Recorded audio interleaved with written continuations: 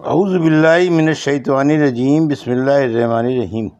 الحمدللہ رب العالمین والصلاة والسلام علی سید المرسلین وخاتم النبیین، اما بعد۔ صحیح بخاری باب کتاب الطب، حدیث نمبر 5709، 5710، 5711۔ اردو ترجمہ۔ مریض کے حلق میں دوا ڈالنا۔ ہم سے علی بن عبداللہ مدینی نے بیان کیا، انہوں نے کہا ہم سے یحییٰ بن سعید قطان نے بیان کیا، کہا ہم سے سفیان ثوری نے بیان کیا، کہا کہ مجھ سے موسیٰ بن ابی عائشہ نے بیان کیا، ان سے عبید اللہ بن عبداللہ نے، اور ان سے حضرت ابن عباس رضی اللہ عنہ اور حضرت عائشہ رضی اللہ عنہا نے کہ حضرت ابو بکر رضی اللہ عنہ نے نبی کریم صلی اللہ علیہ وسلم کی لاش مبارک کو بوسہ دیا۔ حدیث نمبر 5712۔ اردو ترجمہ۔ عبید اللہ نے بیان کیا کہ حضرت عائشہ رضی اللہ عنہا نے کہا، ہم نے آن صلی اللہ علیہ وسلم کے مرض وفات میں دوا آپ صلی اللہ علیہ وسلم کے منہ میں ڈالی تو آپ صلی اللہ علیہ وسلم نے ہمیں اشارہ کیا کہ دوا منہ میں نہ ڈالو۔ ہم نے خیال کیا کہ مریض کو دوا سے جو نفرت ہوتی ہے اس کی وجہ سے آن صلی اللہ علیہ وسلم منع فرما رہے ہیں۔ پھر جب آپ کو ہوش آیا تو آپ صلی اللہ علیہ وسلم نے فرمایا، کیوں میں نے تمہیں منع کیا تھا کہ دوا میرے منہ میں نہ ڈالو؟ ہم نے عرض کیا کہ یہ شاید آپ نے مریض کی دوا سے طبی نفرت کی وجہ سے فرمایا ہوگا۔ اس پر آپ صلی اللہ علیہ وسلم نے فرمایا کہ اب گھر میں جتنے لوگ اس وقت موجود ہیں سب کے منہ میں دوا ڈالی جائے اور میں دیکھتا رہوں گا، البتہ حضرت عباس کو چھوڑ دیا جائے کیونکہ وہ میرے منہ میں ڈالتے وقت موجود نہ تھے، بعد میں آئے۔ حدیث نمبر 5713۔ اردو ترجمہ۔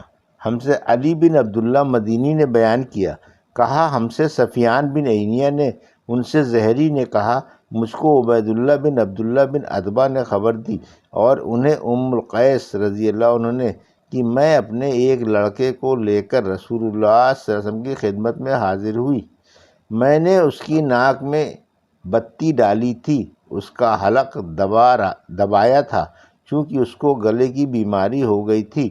آپ صلی اللہ علیہ وسلم نے فرمایا، تم اپنے بچوں کو انگلی سے حلق دبا کر کیوں تکلیف دیتی ہو؟ یہ عود ہندی لو، اس میں 7 بیماریوں کی شفا ہے۔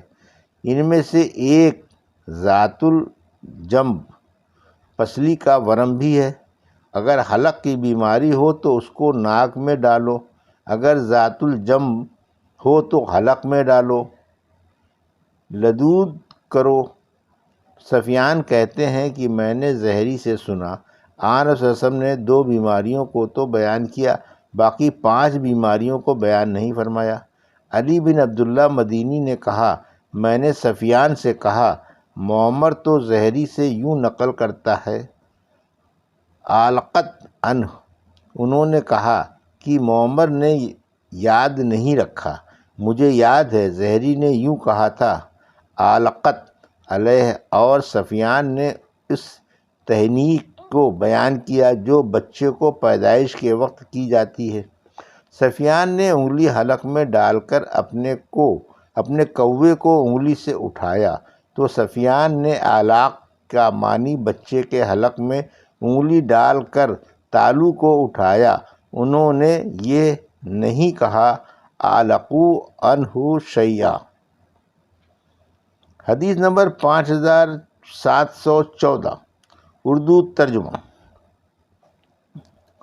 ہم سے بشر بن محمد نے بیان کیا، کہا ہم کو عبداللہ بن مبارک نے خبر دی، کہا ہم کو معمر اور یونس نے خبر دی، ان سے زہری نے بیان کیا کہ مجھ کو عبید اللہ بن عبداللہ بن عتبہ نے خبر دی، اور ان سے نبی کریم صلی اللہ علیہ وسلم کی زوج مطہرہ حضرت عائشہ رضی اللہ عنہا نے بیان کیا کہ جب مرض الموت میں رسول اللہ صلی اللہ علیہ وسلم کے لیے چلنا پھرنا دشوار ہو گیا اور آپ کی تکلیف بڑھ گئی تو آپ نے بیماری کے دن میرے گھر میں گزارنے کی اجازت اپنی دوسری بیویوں سے مانگی۔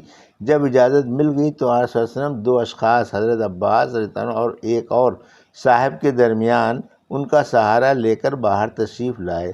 آپ کے مبارک قدم زمین پر گھسٹ رہے تھے۔ میں نے حضرت ابن عباس سے اس کا ذکر کیا تو انہوں نے کہا، تمہیں معلوم ہے وہ دوسرے صاحب کون تھے جن کا سیدہ عائشہ رضی اللہ عنہا نے نام نہیں بتایا؟ میں نے کہا کہ نہیں۔ کہا کہ وہ علی رضی اللہ عنہ تھے۔ حضرت عائشہ رضی اللہ عنہا نے کہا کہ ان کے حجرے میں داخل ہونے کے بعد نبی کریم صلی اللہ علیہ وسلم نے فرمایا، جب کہ آپ کا مرض بڑھ گیا تھا کہ مجھ پر 7 مشق پانی ڈالو جو پانی سے لبریز ہوں، شاید میں لوگوں کو کچھ نصیحت کر سکوں۔ بیان کیا کہ پھر آن صلی اللہ علیہ وسلم کو ہم نے ایک لگن میں بٹھایا جو آن صلی اللہ علیہ وسلم کی زوجہ مطہرہ حضرت حفصہ رضی اللہ عنہا کا تھا، اور آپ پر حکم کے مطابق مشقوں سے پانی ڈالنے لگے۔ آخر آپ صلی اللہ علیہ وسلم نے ہمیں اشارہ کیا کہ بس ہو چکا۔ بیان کیا کہ پھر آن صلی اللہ علیہ وسلم صحابہ کے مجمع میں گئے، انہیں نماز پڑھائی اور انہیں خطاب فرمایا۔ حدیث نمبر 5715 اردو ترجمہ۔ عذرہ یعنی حلق کے کوا کے گر جانے کا علاج، جسے عربی میں سقوط اللحاق کہتے ہیں۔ ہم سے ابو الیمان نے بیان کیا، کہا ہم کو شعیب نے خبر دی، انہیں زہری نے کہا کہ مجھے عبید اللہ بن عبداللہ بن عتبہ نے خبر دی کہ ام قیس بنت محسن اسدیہ نے انہیں خبر دی، ان کا تعلق قبیلہ خزیمہ کی شاخ بنی اسد سے تھا۔ وہ ان ابتدائی مہاجرات میں سے تھیں جنہوں نے نبی کریم صلی اللہ علیہ وسلم سے بیعت کی تھی۔ آپ عکاشہ بن محسن رضی اللہ عنہ کی بہن ہیں۔ انہوں نے بیان کیا کہ وہ رسول اللہ صلی اللہ علیہ وسلم کی خدمت میں اپنے ایک بیٹے کو لے کر آئیں۔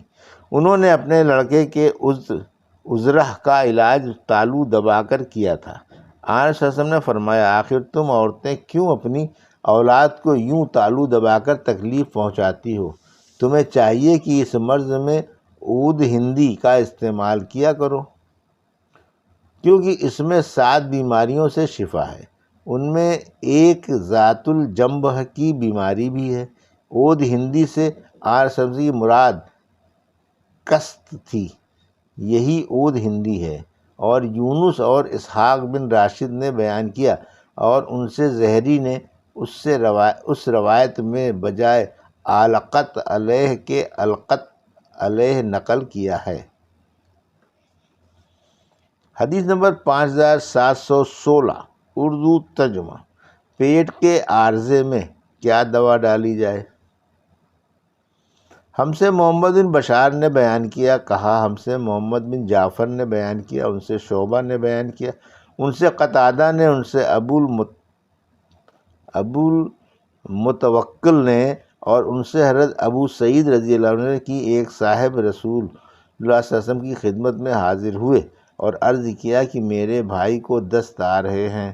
آن صلی اللہ علیہ وسلم نے فرمایا کہ انہیں شہد پلاؤ۔ انہوں نے پلایا اور پھر واپس آ کر کہا کہ میں نے انہیں شہد پلایا لیکن ان کے دستوں میں کوئی کمی نہیں ہوئی۔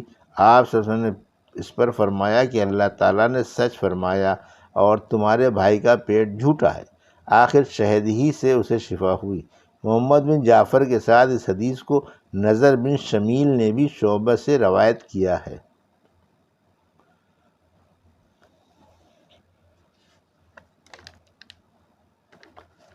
حدیث نمبر 5717 سفر صرف پیٹ کی ایک بیماری ہے۔ ہم سے عبدالعزیز بن عبداللہ نے بیان کیا، کہا ہم سے ابراہیم بن سعد نے بیان کیا، ان سے صالح نے، ان سے ابن شہاب نے بیان کیا، انہیں ابو سلمہ بن عبد الرحمن وغیرہ نے خبر دی، اور ان سے حضرت ابو ہریرہ رضی اللہ عنہ نے بیان کیا کہ رسول اللہ صلی اللہ علیہ وسلم نے فرمایا، امراض میں چھوت چھات، سفر اور الو کی نصوحت کی کوئی اصل نہیں۔ اس پر ایک اعرابی بولا، یا رسول اللہ پھر میرے اونٹوں کو کیا ہو گیا ہے کہ وہ جب تک ریگستان میں رہتے ہیں تو ہرنوں کی طرح صاف اور خوب چکنے رہتے ہیں، پھر ان میں ایک خارش والا اونٹ آ جاتا ہے اور ان میں گھس کر انہیں بھی خارش لگا جاتا ہے۔ تو آن صلی اللہ علیہ وسلم نے اس پر فرمایا لیکن یہ بتاؤ کہ پہلے اونٹ کو کس نے خارش لگائی تھی؟ اس کی روایت زہری نے ابو سلمہ اور حضرت سنان بن سنان کے واسطے سے کی ہے۔ یہ تھی صحیح بخاری باب کتاب الطب کی حدیث نمبر 5709 سے 5717 کا اردو ترجمہ جو ابھی آپ نے سماعت فرمایا۔ اللہ سے دعا ہے کہ اللہ رب العزت ہمیں ان حدیثوں کی صحیح سمجھ عطا فرما اور ان پر عمل کرنے کی توفیق عطا فرما، آمین یا رب العالمین۔